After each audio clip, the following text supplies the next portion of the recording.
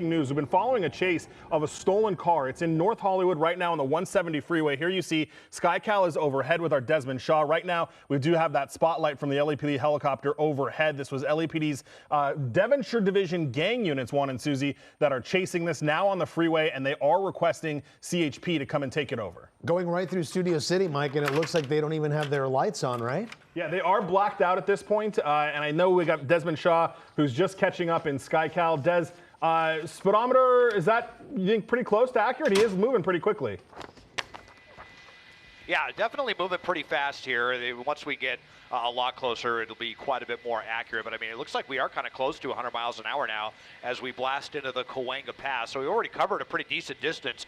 We heard about this off of Roscoe, and the 405 was the first that we were starting to hear some streets being called out, and already traversed eastbound over to the 170 and now on to the freeway here. Blacked out, like you said, kind of zigging and zagging all over the place. And it seems like pretty much any time, you know, so Mike was talking about the gang unit, and just, you know, thinking back on some of the pursuits that involved kind of any time we have the gang units involved, a lot of times they end up being really dangerous pursuits. So, you know, we'll see how this one goes. They had kind of backed off for a second, but then there was some concerns that the airship wouldn't be able to follow it because of Burbank's sensitive airspace. So you see the spotlight. The helicopter's on it right now. It seems like the units are kind of hanging back a little bit, but we got a big SUV with no lights on, you know, outside of rush hour traffic, but it can be busy at any time as we make our way southbound on the 101.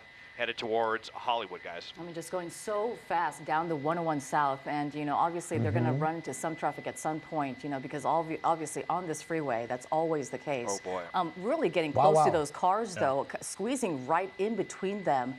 Desmond, have you seen what else this person has done? Did you see them when they turned the lights off, or were they already off when you got to them? They were already off by the time that we got here. It made it a little bit difficult for us to find it as we were coming up on the scene. As you see now, we are really flying here. You know, the speed limit on the 101 through here is only 55 because it's such an old freeway. But, you know, we're going up to 90 right now on the uphill side. Could encounter some stop traffic there, you know, at Highland, right near the Hollywood Bowl. Not sure if we have an event there tonight or not. But, yeah, still no lights on. Obviously getting darker by the minute. And the 101, I mean, if it continues here, definitely going to find some jammed up traffic as we head into downtown. There you can see all that traffic. There must be an event at the Bowl tonight. So we know that earlier they were kind of going there. We heard about a little bit of wrong way driving, I believe, on Sherman Way, as the suspect was trying to get some space between themselves and the authorities. So definitely not afraid to take some chances here.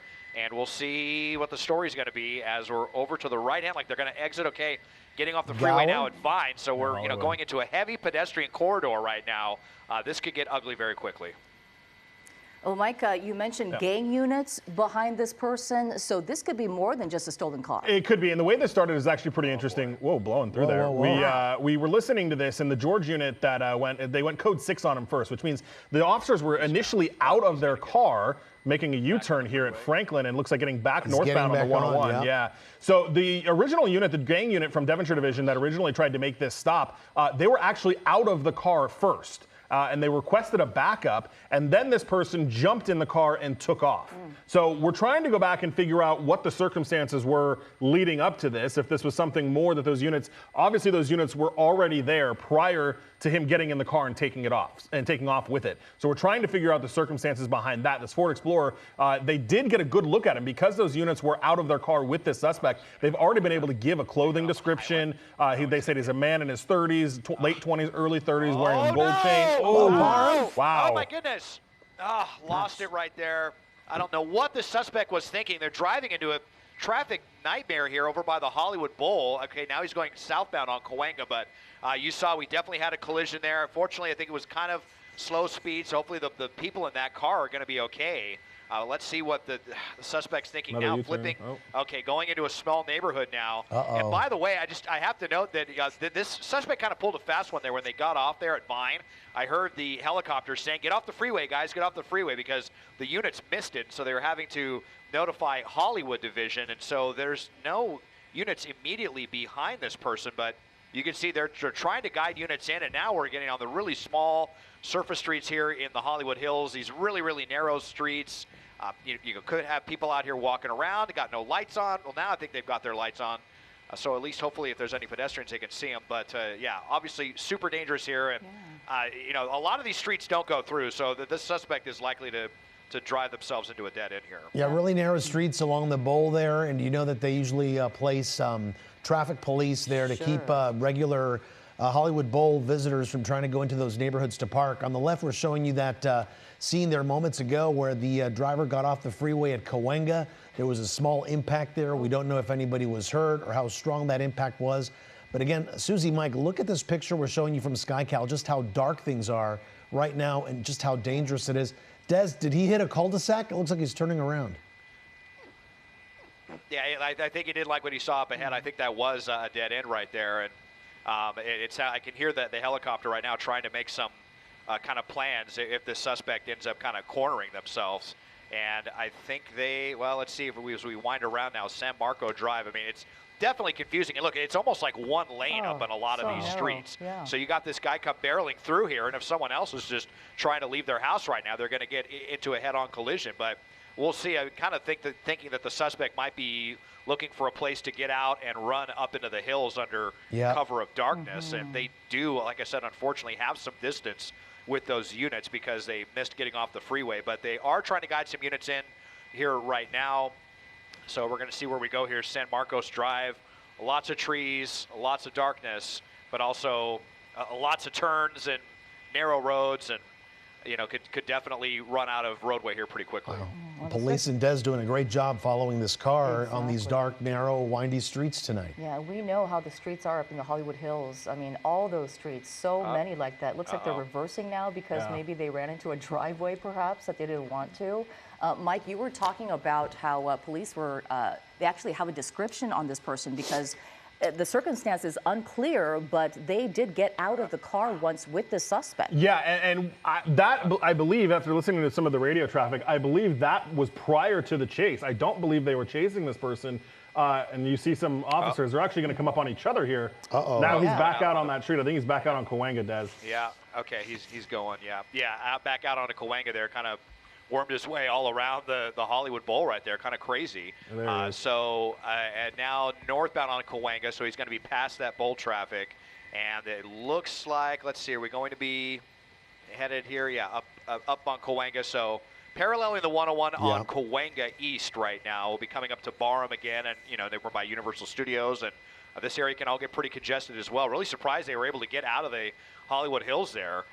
It nearly got boxed in, but you saw how much distance they had to be able to stop and go in reverse and completely change direction and still kind of evade the authorities. But they're back on them now, northbound 101, and you know, now that we've already had that one collision, this seems like one of those pursuits that they may want to stick with until the very end. And the lights are back off again. Yep.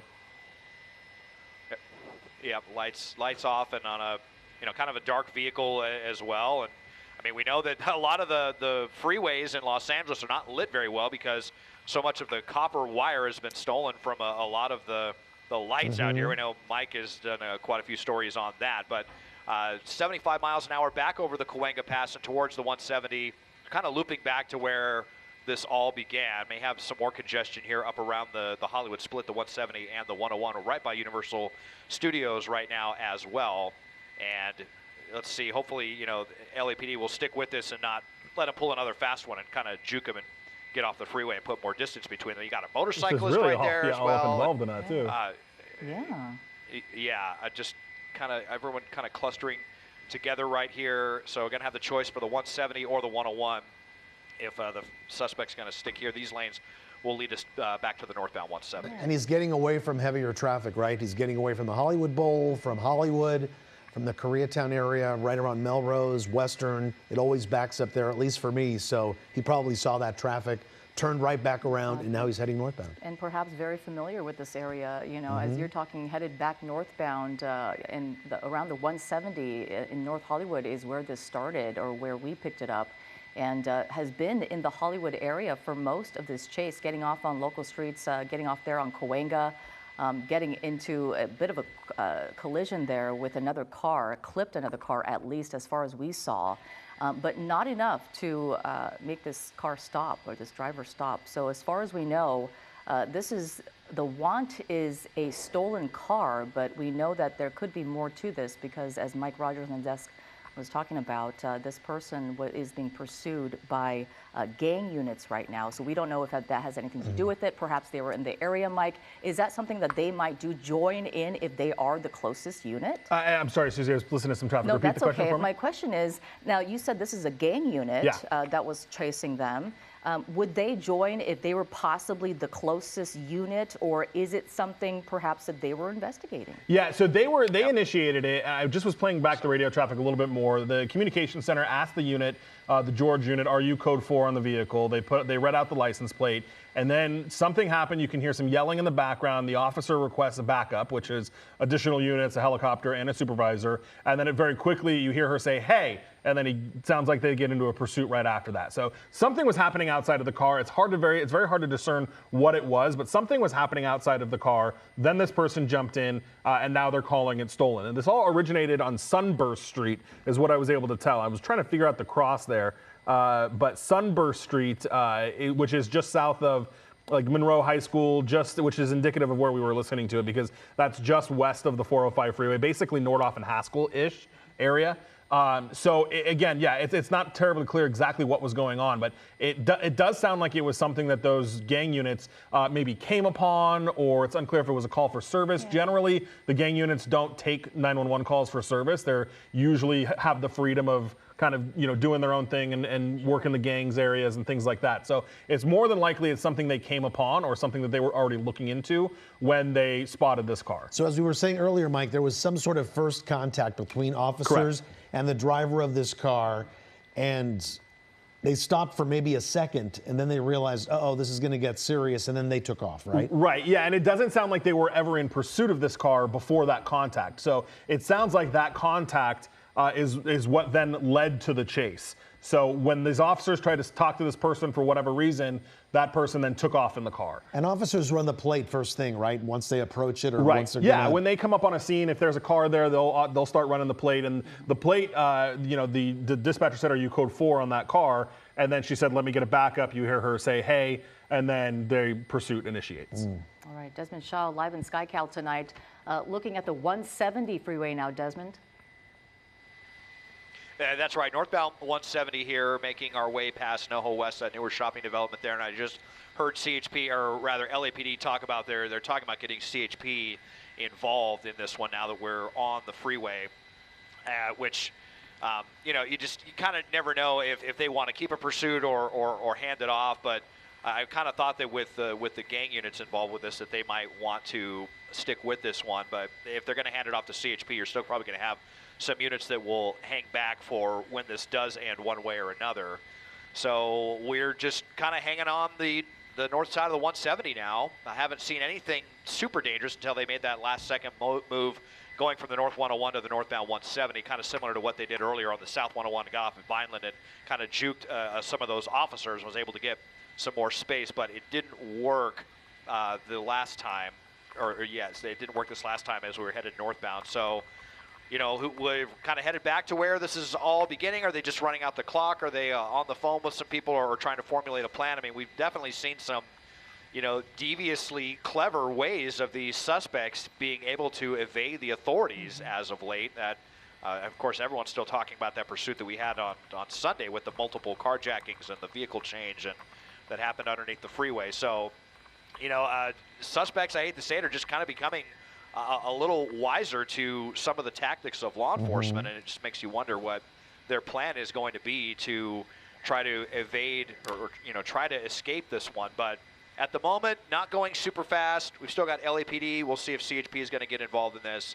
Helicopter overhead with their spotlight as well as we make our way up to Roscoe. And at this rate, we will be merging with the northbound 5 here pretty quickly. I was going to say, heading northbound right now, the 5 freeway, the 14, eventually 2, may come across the 405 as well, depending how far they go.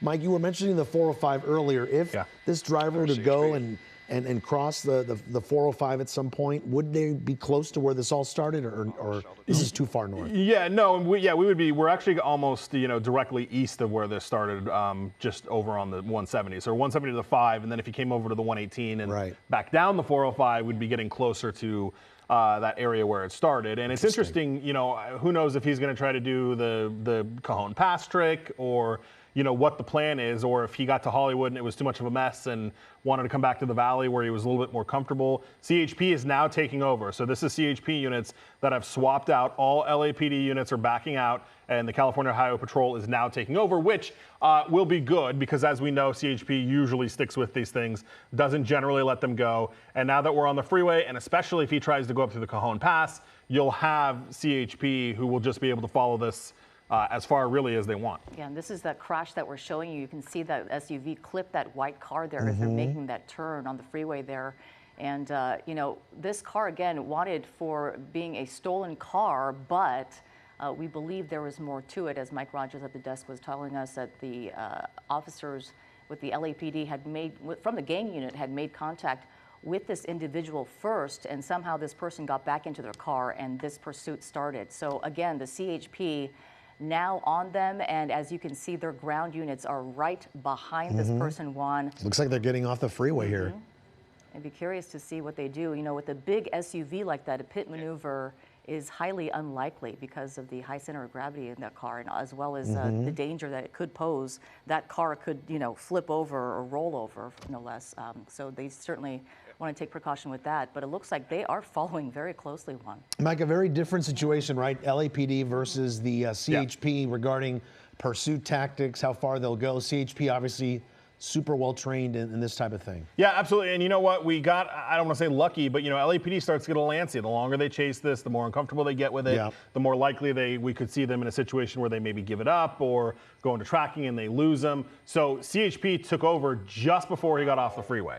So now that CHP's in it, they will likely keep it, even though it's on surface streets. They may try to give it back, but I haven't heard that yet. So now CHP is here, and they're chasing it. And yes, they generally, and not always, but they generally don't do much tracking. They generally just are in it when they get involved in a chase here. But yeah, I mean, we're coming up to Pacoima. We're going to dead end here right near Whiteman Airport as we make that turn and just blow through that red light and go back northbound. I think we're, Des, are we paralleling Whiteman right now? Looks like it, right? Yeah, we're right next to Whiteman Airport right now, and the Metrolink tracks, and you know, a lot of intersections here that can get kind of plugged up because of those train tracks. If you know a train is coming through, you saw some, you know, it's center turn lane there. They were going really fast there. Could have easily been a head-on collision, but now at wrong side driving here on Pierce Street. Well, I got to wonder, the area that we're going here, we've had some pursuits end in this area, more than a couple. We are. Let's see what happens here. I have a feeling that the suspect is getting ready to get out and run in this community. Let's just see what happens, though. And CHP, as they are not too far back, but that helicopter trying to keep the spotlight on them like a hawk. But okay, we're kind of passing by the projects right there along Pierce Street, but yeah, the light's still off. You know, definitely nerve-wracking getting off of the freeway and onto some of these streets. You know, could have a lot of people out here walking around, and fortunately these people see the flashing lights and the spotlight, and they're trying to get out of harm's way. But let's see here, up onto the, into a parking lot, through. Now we're over onto Glen Oaks and back around, just kind of do-si-doing. Well, no, you're going to go northbound on Glen Oaks here. So let's see if CHP, they were accelerating like they wanted to take an opportunity maybe to do a pit maneuver, but the suspect already up kind of a little bit too fast. He's picking up. To be able to do that right now. Not going to be able to do it at these highest speeds, but northbound Glen Oaks now towards the 118. If you're just joining us here on KCAL News at 8, this is breaking news, a pursuit of a stolen car. The LAPD initially chasing this car, the gang units with the LAPD actually, and this person making contact outside of the vehicle with officers first, and then somehow getting back in their vehicles as a CHP is getting in close, looking like, as Desmond said, perhaps attempting a pit maneuver. It'll be a fast pit, though, at 52 miles an hour. At an SUV, no less, too. Yeah, on surface streets, too. You know, I was listening to some radio traffic just now. There's a couple different offices from CHP involved in this. West Valley is the one that's immediately right behind them. Then we're in technically Altadena CHP's area. The Altadena sergeant told his units to back off unless this gets back on the freeway. So you've got that West Valley unit, though, that's still back there. I'm surprised that they're not coordinating that to say, let's all back off or let's all be in it. But that's what the Altadena watch sergeant told their unit. And now, Des, actually, is that West Valley unit backed out too? Yep. Well, let's see here. Look at this. This is what I was talking about. No, they're still back there, but they're going to want to hurry. I think the suspect getting ready for foot bail here. This is the projects that I was talking about here, where we've seen quite a few pursuits end, and they drove by and then doubled back into this area, and we'll see. Something may have just, not sure if something just got thrown out or if that was something that they just kind of some debris that they kicked up, but. Again, we're in this area. You could have a lot of kids out here playing around, a lot of people walking. Back out onto the street, though. There's another unit right there. But, okay, now kind of circling away again. Let's see if they come back. Maybe didn't like what they saw there. But, yeah, it's certainly looking like the suspect looking for a place to ditch the vehicle. And obviously, we don't want the suspect to get away, but that would just be the best thing right now to get out of the car, because it's a real heightened sense of danger right now. I mean, they've had their lights off almost the entire time, and it's pretty dark out here now in the valley. Not a lot of very well lit streets. Another really close call there back onto Sutter Avenue, and wrong side of the road here. This is kind of a weird one. Are we back out onto Pierce and San Fernando Road? Just turning all over the place. But yeah, but you see, I mean, the authority's still very apprised of this, and kind of wondering if LAPD is going to get back involved now. And how dangerous is this? If it wasn't for the night sun there from the police helicopter, a lot of people wouldn't even know that this car with their lights off are barreling through their neighborhoods, going down their streets where, things have cooled off. It's a little nicer to be outside. There could be family, dog walkers, people just walking their pets tonight. And luckily, this car's gotten out of that more congested area, but going at 75 miles an hour on the streets of Pacoima there. Boy, what happened to those ground units, Desmond? Well, I'll try to widen out here a little bit, but I mean, boy, really high speeds. Let's just see what happens here as we get through this. And look at that, not even slowing down. Going right through there. Osborne and San Fernando, that is a really big intersection right there. And just it barely even tapped on the brakes to go through that. I'm just going to widen out and let's see. Gosh, yeah, there is no one immediately behind this suspect right now. I mean, they have a very, very wide berth, and it looks like they're, kind of taking advantage of that. You can start to see some stuff hanging on. Oh, boy, I think they lost their rear bumper. I'm not sure if that was from the earlier collision or if they hit something else at some point, but definitely some damage to this vehicle. Another super wide turn, could have easily lost control right there onto Branford. And still with the lights off, I just can't believe that this hasn't already ended in a really awful collision that could have. Okay, we're at a stop. Hopefully just going to get out and run. And here we go. Out. So at least the danger of the vehicle at 75 miles an hour is over. But here they are running, and they've got a spotlight, and I don't think we have any units chasing this person. Do you see any homes near there? Okay, two coming around the corner. There's definitely, well, this is kind of more of a commercial area, but into this, yeah, we'll see if we can come around this little industrial park right here. There are a couple of units, my pilot Rob letting me know that they are trying to guide in right there, now. So, why did they choose this industrial park right here? If he knows somewhere to hide, I'm not sure if he went into a business, but here you can see the red and blue lights. They are coming. And hopefully, oh yeah, open door. Well, yeah, inside looks like inside of this business right here, an open door here, and is there a rear exit to this or what? But oh man, now we got somebody coming out and letting them know, hey, they went in the back here, coming out with weapons drawn. Let's see if they can find the suspect or if they're able to slip out from a back door or something. Yeah, and it just makes you wonder, is this person armed? How many people are inside this business right now and going, what is going on? Who is this person? Yeah, so you wonder if they ran through there with people inside, or perhaps there was no one in there, maybe milling about. But it doesn't seem like he came out the back end yet, but that could certainly be a possibility at this point. And officers have their back turned now to the opening of that warehouse area, right, Mike? Yeah, well, and hopefully it looks like they're talking to somebody who's at least affiliated with the warehouse. So, and here comes somebody running out. So hopefully they're able to give them some details about if there's a back exit, if there's a woman that she just kind of ran out of the business. Yeah. So, but hopefully they're able to gain some information from these people to say, like, here's where he could be. We don't think he can get out. The back door. Ideally, they would be able to isolate him in this business park, but as you mentioned, it's anyone's guess, and this is a huge area, and especially if he gets back, looks like an abandoned car area or some other type of industrial type stuff that's going on back there. So the good news, that I believe all those LAPD helicopters have FLIR on them, which is the heat sensing kind of technology on their cameras. So hopefully, if he pops out back there, they'll be able to see him. running around. So ideally, he'll just be locked up in that business, and they'll be able to make an approach and make entry and just take him out. Worst case scenario, he slipped out the back and is running around somewhere in there. We're showing our viewers once again the foot bail there on the right side of your screen happening just moments ago. Mike, as far as we know, only one person ran out of that car, right? We didn't see anybody else. Right, and that was the initial information that we got, is that there was only one person. That's when they were giving out that description. And they are requesting a perimeter right now, so I'm just listening to some of the radio traffic. But you know, it makes you wonder why this industrial park, though. There's no exits to the rear. There's no exits to the rear, no exits to the side. So he's in there. Okay. So that's good. That's I mean, good it could turn into a standoff situation, which of course you don't want, but at least they've got him cornered. Contained, right? And as Desmond pointed out, the danger to the motoring public is over because he's not on the streets anymore driving like that. So, you know, they'll make an entry at some point, or they're obviously shouting and giving him commands and telling him to come out and do all of that. And if they don't, we'll see how far. Looks like you got a security guard there too. We'll see how far they want to take this and what information they have. If they have any reason at all to believe that he is armed, we would see a SWAT turnout. If he doesn't come out on his own, we could see SWAT. We could also see K9 come out as well and try to get this person out. So certainly at this point, they are giving him commands and telling him to come out and surrender. But they're getting away from the door there, Mike.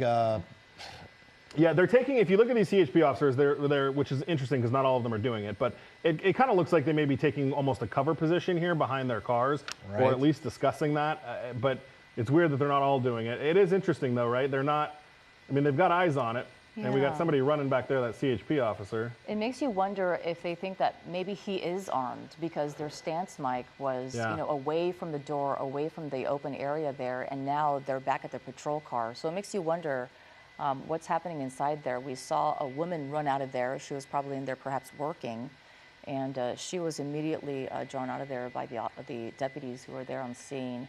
Or the officers who are there on scene. This is a CHP, once again, who is the second agency actually to take over this pursuit. Initially, it was the LAPD gang units who actually made contact with this person outside of their vehicle at one point earlier in the evening, and then that person got back into their car, and that's when this pursuit started, and is now coming to an end at this industrial park area. And it seems like the CHP officers are talking about what they're going to perhaps be doing next, but they don't look like they're taking a stance like they're nervous about what's happening in front of them or the person that's in there. Right, which is interesting to me. I mean, you've got, and the other issue that we're dealing with here is you got two agencies. So who's going to take command of the situation? I would say technically CHP was the one that had the pursuit. So it might be their situation to be in control of, but you know, they'll coordinate that there on the ground, but obviously each department has different tactical. So one will transition into a support role and one will take command of the tactical situation. We'll see how that plays out, but that's what's happening. You've got the CHP officers that have gone behind their patrol car right there, and then on the right, you've got the LAPD officers that are just kind of standing behind the bush, not really taking any kind of cover stance at all. And I don't see, well, it's hard to see, I can't tell if anybody has weapons drawn right there. But I mean, obviously they've got some, you know, they know he's in there, but their stances are interesting how they're kind of playing this. No guns trained as we usually see at the end of a pursuit, right? And it's so dark there too, Mike. You did hear though on the radio that perhaps the owner of that warehouse told police there's no front door, there's no other way to leave except that roll-up door. Right, and you saw that security guard in that light blue uniform. He's actually standing. Des, if you show that CHP car right there, that security guard is right there in that light blue shirt with the CHP officers. And it sounds like that's. Sorry, I'm still listening. He can't go business to business. They're clarifying that. They're getting a plan together. Yeah, CHP sounds like they're going to let LAPD get a team together to potentially make entry. So maybe this might turn into a SWAT situation? Well, it sounds like they actually are forming a team to maybe go in. So we'll see. It just depends on how they want to turn it up. And I don't know, Des, there was a brief mention of the roof, but he's not up there at all that we've seen, is he? No, it doesn't look like there would be any easy roof access. I mean, unless they did kind of some Mission Impossible stuff, kind of climbing through the air conditioning vents right there. I mean, not out of the question. We've definitely heard of, you know, suspects hiding in crawl spaces and stuff like that before. And I do wonder how, you know, the suspect is taking all this right there. If they're must not have realized that he went into a business that didn't have a back door, probably just assumed that there would be one. And frankly, that would have been extremely bad news. As I zoom out, it looks like maybe like a mini wrecking yard or something back here. Could have been so many places for that suspect to hide. They do still kind of have all of this covered regardless. You can see, units posting up all over the place, LAPD as well as CHP off of Branford and San Fernando Road, kind of between San Fernando and the 5 freeway in this little industrial park. Apparently one way in, one way out, which is, totally swarming with officers. And is the suspect armed? How desperate are they? I mean, it's pretty clear at this point, like how this is going to end. So, if this is going to be an LAPD situation, this could definitely turn into a long, drawn-out situation. They're going to sit and kind of, yell commands at them for a very long time before they, even call SWAT. Whereas if CHP's taking the lead, I mean, we've seen them so many times just come in, they'll put on their ballistic shields, they'll grab or helmets, they'll grab their shields, they'll just go in there and they'll yank someone out of the front seat, bust out a window if someone's sitting in their car, or just kind of go in like that. But it's definitely not looking like it's going to be one of those type of situations. So, it's kind of up to the suspect, probably just kind of running out the clock inside and realizing that this is almost certainly it. Unless, like I said, they find some kind of secret way to get out of the situation. But they are completely surrounded and in a place where only one way in and out, and it should just be a matter of time. But the way some of these situations go, it could end up being a long time. It is so dark out there, Desmond. You're showing us such an incredible police presence out there that led them to this warehouse. Could you tell, even though it's so dark, is it a wrecking yard in the back, that parking lot you were showing us? Is it just a bunch of wrecked cars? It definitely looks like a wrecking yard or like a pickup part, some parts where they disassemble cars and sell, parts that are in demand on the used car market. It might be an operation like that. But, then I'm kind of wondering if there's no rear entrance into that, like what is that yard even attached to? Maybe it's actually, I think it's actually might be a part of this other wider building. But still so many places to hide, right? That I have highlighted, so. Well, we're going to keep an eye on this. Definitely, and I mean, yep. Yeah, we're going to keep Desmond Shaw above this in SkyCal and provide updates throughout the night here on KCal as police tonight still continue to search for a pursuit suspect. They believe that he is inside this warehouse right now, and they are making a plan right now to get him out of there, but it's unclear exactly what that plan will be, but we'll be sure to update you throughout the night here on KCal. Indeed. Well, now at 8,